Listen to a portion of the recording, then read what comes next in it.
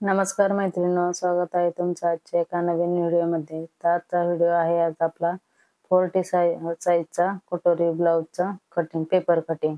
नंतर याची मी तुम्हाला स्टिचिंग पण दाखवणार आहे। अगोदर आपण पेपर कटिंग करून घेऊया, नंतर फॅब्रिकवर कटिंग करून नंतर मी त्याचीच तुम्हाला शिलाई दाखवणार आहे। ओके, तर इथे बघा, हा आपला आहे मापाचा ब्लाउज। तर आता मापाच्या ब्लाउजवरून आपल्याला माप कशी घ्यायची ते सुद्धा मी सगळं डिटेल या व्हिडिओमध्ये सांगणार आहे। तर ब्लाउज बघा, अशा प्रकारे आपल्याला एकदम सरळ व्यवस्थित ठेवून घ्यायचा आहे आणि जिथे आपला पाठीमागचा डॉट असतो ना, बरोबर त्या ठिकाणी आपल्याला ब्लाउजची उंची मोजून घ्यायची असते। तर आपले ब्लाउजची उंची आहे 15 इंच। हेवी साईजचा ब्लाउज आहे त्यामुळे उंची जास्त आहे। 40 साईजचा आपला ब्लाउज आहे आणि इथं मी हा डबल कटोरीचा ब्लाउज आहे, पण याची पूर्ण कटिंग मी तुम्हाला सिंगल कटोरी दाखवणार आहे आणि सिंगल कटोरी पासून डबल कटोरी कशी बनवायची ती या व्हिडिओमध्ये मी सांगितलेलं आहे। त्यामुळे व्हिडिओ तुम्ही शेवटपर्यंत नक्की बघा। इथे बघा, अशा प्रकारे आपल्याला आता छातीचं माप मोजून घ्यायचं आहे। तर छाती इथे बघा, ज्या साईडला आपली इथं ब्लाउजला बटन असतील तर ज्या साईडला काज असतील त्या ठिकाणी मोजून घ्यायचं आणि हुक असतील तर हुकाच्या साईडने आपल्याला मोजून घ्यायचं आहे। तर इथं आपली छाती आहे 10 इंच, म्हणजे छातीचा चौथा भाग 10 इंच आहे, तर छाती आहे आपली 40 इंचाची। ओके, आता आपले गळा किती आहे ते मोजायचं। तर गळ्याची मी नेहमी पाठीमागची पट्टी घेते किती शिल्लक आहे ते। तर इथं आपला पाठीमागचा गळा आहे 4.5 इंच, तो पण आपण इथे लिहून घेऊया।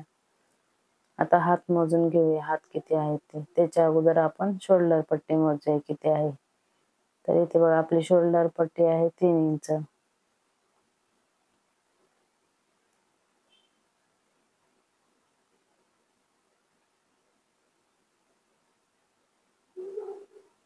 तर इथे बघा, आता आपण उंचीचं माप टाकून घेऊया। जेवढी पण उंची असेल त्याच्यात 1 इंच प्लस करून आपल्याला घ्यायचं आहे।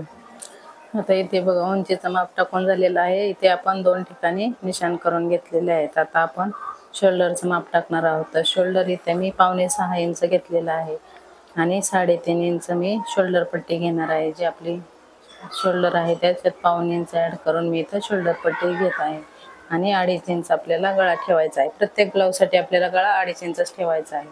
आणि ते बघा, आर्महोल मी 6.5 इंच घेतलेला आहे।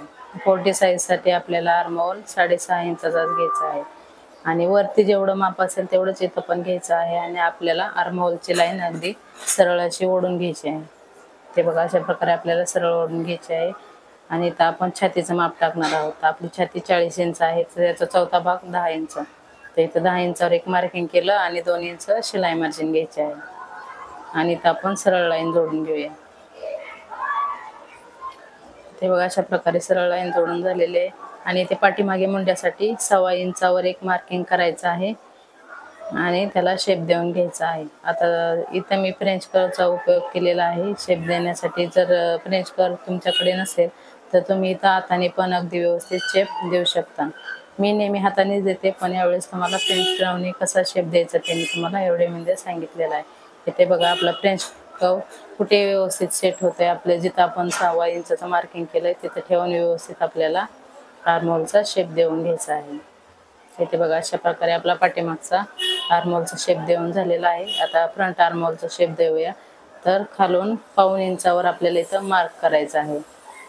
तर इथं असं 1.5 इंचावर मार्क केलं, तिथं पण आपल्याला फ्रंट आर्महोलचा एकदम व्यवस्थित शेप देऊन घ्यायचा आहे। इथे बघा, अशा प्रकारे शेप देऊन झालेला आहे। आता आपण गळ्याचं मार्किंग करूया। तर पुढच्या गळ्यासाठी मी इथं 6 इंच घेतला आहे, पुढचा गळा डीप, आणि वर 2.5 इंच आहे ना, खाली पण 2.5 इंच किंवा तुम्ही 2.25 इंच पण खाली घेऊ शकता, पण मी इथं 2.5 इंच घेतलेला आहे। इथे बघा, अशा प्रकारे बॉक्स तयार करून घ्यायचा आहे आणि आता आपल्याला गळ्याचा आकार द्यायचा आहे। एकदम गोल परफेक्ट असा आपल्याला गळ्याचा आकार देऊन घ्यायचा आहे। ओके, आता गळ्याचा आकार झालेला आहे, मुंडा झालेला आहे। आता आपण कमरेचं माप टाकूया। तर इथे कमरेचं माप मोजायचं किती आहे ते आणि जेवढा असेल त्याचा चौथा भाग करायचा। त्याच्यात पाठीमागं आपण 1 इंच डॉट देतो ना, त्याच्यासाठी आपल्याला 1 इंच ऍड करून घ्यायचं आणि 2 इंच आपलं शिलाई मार्जिन, असं टोटल आपल्याला कमरेचं माप टाकायचं आहे। तुमची कमर किती पण असू द्या, त्याचा चौथा भाग प्लस 1 इंच डॉटसाठी आणि 2 इंच शिलाई मार्जिन. तर इथं बघा मी कमरेचं माप टाकून 1 इंच डॉटसाठी आणि 2 इंच शिलाई मार्जिन असं माप टाकून घेतलेलं आहे. आणि आता आपली ही लाईन जोडून घेऊया. ही आहे आपली फिटिंगची लाईन. ओके. आता आपण योगपट्टीचं माप टाकूया. तर योगपट्टी मी पुढच्या साईडला इथून 3.5 इंचावर मार्किंग करत आहे. 3.5 इंचावर, कारण उंची भरपूर आहे ना ब्लाऊजची, त्यामुळे 3.5 इंचावर. नॉर्मली आपण 3 इंचावर घेतो आणि पाठीमागे मी 3 इंचावर अशा प्रकारे योगपट्टीची मार्किंग केलेली आहे. आणि हा शेप आपल्या योगपट्टीचा शेप देऊन घ्यायचा आहे व्यवस्थित. इथे बघा योगपट्टीचा शेप देऊन झालेला आहे. व्हिडिओ रात्रीचा शूट केलाय ना, त्यामुळे जास्त क्लिअरली दिसत नाहीये. आता इथं आपल्याला कटोरीचं माप टाकायचं आहे. तर कटोरी आपल्याला 40 साईज साठी कटोरी किती घ्यायची, तर या अगोदर मी शॉर्टमध्ये पण कटोरीचं चार्ट अपलोड केलेला आहे. तो तुम्ही बघितला नसेल तर तो पण जाऊन बघा. आणि तो कटोरीचा चार्ट तुम्ही बघितल्यानंतर तुम्हाला सगळ्या साईजच्या मापाचे कटोरी एकदम व्यवस्थित कटोरी ब्लाऊज तुम्हाला कटिंग करता येईल. ते पण जाऊन तुम्ही नक्की बघा, म्हणजे सगळं माप तुम्हाला अगदी सहजरित्या टाकून व्यवस्थित तुम्हाला ब्लाऊजचे कटिंग करता येईल. इथे बघा गळ्याला खालून 1 इंचावर मार्किंग केलेलं आहे आणि फ्रंट आर्महोल पासून इथे मी 2 इंचावर एक मार्किंग केलेलं आहे. तर अशा प्रकारे आपल्याला आपले सगळे जे मार्किंग केलेले आहेत त्याला कटोरीचा शेप देऊन घ्यायचा आहे व्यवस्थित. तर 40 साईज साठी आपली कटोरी किती येते, 6.5 इंच. ओके. आता आपला फ्रंट पूर्ण पार्ट रेडी झालेला आहे. दोन्ही पण पार्ट आपण एकत्रच कटिंग केलेले आहेत, फ्रंट आणि बॅक. अगोदर आपण बॅक साईडने कटिंग करणार आहोत, पण त्या अगोदर मी कसे कसे माप घेतले ते पूर्ण इथे लिहिते. इथे पाठीमागं 3 इंच आणि गळा आपण घेतलेला आहे 6 इंच. इथून वर 1 इंच घेतलेला आहे आणि पाठीमागचा मुंडा 1.25 इंच आणि पुढचा मुंडा घेतलेला आहे आपण 1.25 इंच म्हणजे 0.75 आणि मुंडा घेतलेला आहे 6.5 इंच. ओके, समजली सगळी माप. आणि इथे छातीचा चौथा भाग 10 इंच घेतलेला आहे आणि 2 इंच शिलाई मार्जिन. या व्हिडिओमध्ये ही 40 साईजचे कटोरी ब्लाऊज एकदम व्यवस्थितरित्या मी तुम्हाला सगळं समजावून सांगितलेलं असेल. तरी पण काही डाऊट असेल तर तुम्ही कमेंट करून सांगा. आणि या सिंगल कटोरीपासूनच मी तुम्हाला डबल कटोरी ब्लाऊज कसा बनवायचा ते सांगणार आहे. आता मला बऱ्याच कमेंट आल्या होत्या, इंस्टाग्रामवर पण बऱ्याच मेसेज आले होते की सिंगल कटोरीपासून डबल कटोरी कशी बनवायची ते पूर्ण पेपरवर कटिंग करून पूर्ण व्हिडिओ टाका. तर हा व्हिडिओ तुम्ही शेवटपर्यंत बघा, म्हणजे तुमचे सगळे जे डाऊट असतील ते क्लिअर होतील. इथे बघा आता दोन्ही पार्ट आपण कटिंग करून वेगळे घेतलेले आहेत आणि हा आहे आपला बॅक पार्ट आणि फ्रंट पार्ट. तर बॅक पार्ट आपण जरा वेळ बाजूला ठेवूया आणि फ्रंट पार्टची कटिंग करून घेऊया. इथे बघा योगपट्टी कटिंग करून झालेली आहे. आता आपण गळा कट करून घेऊया. आता गळा कटिंग करून झालेला आहे. आता आपण कटोरी कटिंग करूया. आता इथं महत्त्वाचा भाग म्हणजे कटोरी आपल्याला वाढवायची कशी, मोठ्या साईजसाठी किती माप घ्यायचं, काय घ्यायचं. तर व्हिडिओ नीट लक्ष देऊन बघा, म्हणजे तुम्हाला सगळं सविस्तर समजेल. आता फ्रंट आर्महोल आपण कट केलेला आहे. आता हे सगळे पार्ट कटिंग करून झालेले आहेत. आता हे बाजूला ठेवूया आणि आपण कटोरी वाढवून घेऊया. तर कटोरी कशी वाढवायची, तर इथे बघा अर्धा इंच वरती घेऊन मी थोडंसं कट करून घेते, म्हणजे आपल्या कटोरीला पफ व्यवस्थित येतो. ओके. आता इथे बघा हा दुसरा मी पेपर घेतलेला आहे आणि त्याच्यावर ही जी आपली रॉ कटोरी आहे ना ती अगदी व्यवस्थित ठेवून ॲज इट इज मार्किंग करून घ्यायची आहे. जशी आहे तशीच मार्किंग करून घ्यायची आहे. आता आपल्याला याच्यात कुठेही वाढवायचं नाही, अगोदर मार्किंग करून घ्यायचं व्यवस्थित जसं आहे तसं. ओके, झालं आहे आपलं मार्किंग. आता वाढवायची कशी कटोरी ते बघा.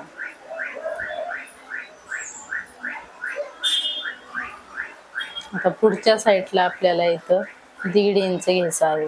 इथं बघा, आणि इकडं पाठीमागच्या साईडला जिथं आपण मुंडा जोडतो ना त्या साईडला पण आपल्याला 1.5 इंचच घ्यायचा आहे. दोन्ही साईडला आपल्याला 1.5 इंच घ्यायचं आहे. आणि आपली इथे बघा मी लिहिते पण 1.5 इंच असं बरोबर, इथं पण 1.5 इंच. ओके. आता जे आपली कटोरी 6.5 इंच होते ना, त्याचा बरोबर मध्य करायचा किती येईल ते. अशा प्रकारे मध्य करून खालच्या साईडला पण आपल्याला कटोरी 1.5 इंचच वाढवायची आहे. ओके. आता वाढवून झालेले आहे. आता आपण हे जोडून घेऊया. आपण जसं जसं मार्क केलेलं आहे अगदी तसंच आपल्याला जोडून घ्यायचं आहे. इथे बघा अशा प्रकारे जोडून झालेलं आहे. पुढे आपल्याला होकाय पट्टीसाठी 1/2 इंच वाढवून घ्यायचं आहे. इथं आपल्याला होकायची पट्टी जोडावी लागते ना, त्याच्यासाठी 1/2 इंच आणि वरती मुंडा जोडण्यासाठी इथं आपल्याला अर्धा इंच वाढवून घ्यायचं आहे. एक्स्ट्राचा पेपर कटिंग करून टाकते आणि आता आपल्याला साईडला इथं कटोरीचा शेप द्यायचा आहे. ते इथे बघा खाली 1.5 इंच घेतलं तर मध्ये बरोबर 1 इंच आणि वरती अर्धा इंच. अशा प्रकारे ते मार्किंग केले ना, म्हणजे आपल्या कटोरीचा शेप पण अगदी व्यवस्थित येतो, कमी जास्त होत नाही. इथे बघा अशा प्रकारे डॉट डॉट देऊन अगोदर आपल्याला शेप द्यायचा आणि नंतर मग आपण फायनल हे करायचं, जोडून घ्यायचं. ओके. आता इथे आपली कटोरी पूर्ण जोडून झालेली आहे. आणि इथं बघा हे आता डबल कटोरी करण्यासाठी हा पार्ट करणं महत्वाचं आहे, कारण आपण मग ज्यावेळेस मध्ये डॉट देतो ना, त्यावेळेस पुढचा जो भाग असतो तो कमी होतो आणि पाठीमागचा भाग जरा खाली येतो. त्यामुळे असा कटोरीला खालच्या साईडने राऊंड शेप द्यायचा, म्हणजे आपण डॉट देताना कमी जास्त होत नाही भाग. इथे दोन्ही साईडला 1.5 इंचावर डॉटचं निशाण मारून मी इथं दोन्ही लाईन जोडून घेतलेल्या आहेत. हे आपल्या सिंगल कटोरीसाठी डॉट असेल, हा डबल कटोरीसाठी नाहीये, पण सिंगल कटोरीसाठी हा आपला डॉट आहे. आणि याच्यावरूनच मी तुम्हाला डबल कटोरी कशी करायची ती अगदी व्यवस्थित आणि परफेक्ट फॉर्म्युला सहित सांगणार आहे. त्याच्यामुळे तुम्ही कुठल्याही साईजची सिंगल कटोरी घ्या, तुम्ही अगदी व्यवस्थितच डबल कटोरी त्याच्यापासून बनवणार. त्यामुळे व्हिडिओ तुम्ही शेवटपर्यंत नक्की बघा.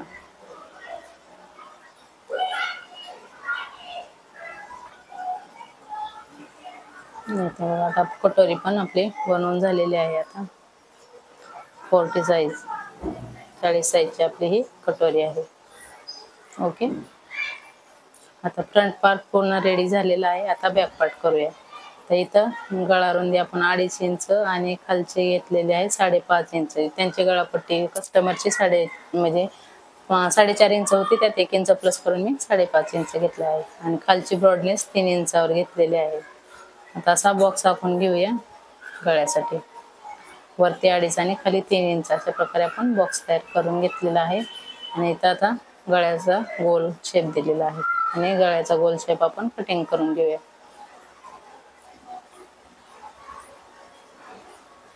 ओके. आता आपली